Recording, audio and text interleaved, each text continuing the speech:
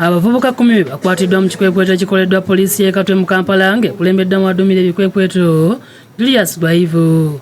Kikoleddwa mu zooni ya Wansanso bafuuzirizza amaduuka agatebezebwa kubeeramu sipeya wa pikipiki enzibe ng'okusingira ddala ava mu ggwanga erya Kenya ssaako ne South Sudan. Gende ndowooza olabe eno Kampala gende ekitegeere. Maduuka basanzeemu namba plate za pikipiki ez'e Kenya nga loona gye basanze ng'ebulawo katono okutemebwa.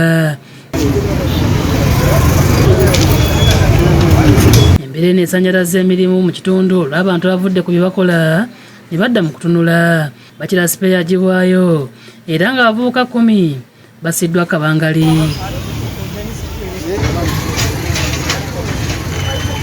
Ku dduuka la Edison Tumusiime w'e Bukasa basanzeyo kaadi za pikipiki 18 ez'e Kenya ssaako eza South Sudan 8 ne yingini 4.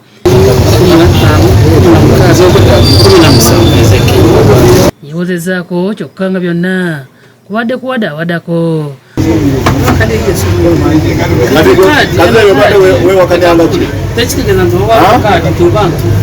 Abamu ku bavuzi ba bodaboda basanyukidde enteekateeka eno olwa pikipiki zaabwe zisusse okubula. Bazibbirawo ezo ezange emu bakiika munyonyo mu mmotoka ne bakiika emmotoka ne bagitwala endala bakitekula nakasero ku katale nga nk'ebintu nga babigula abaana nga badda kusoma kiwali afuluma. Download the app on App Store or Google Play Store now.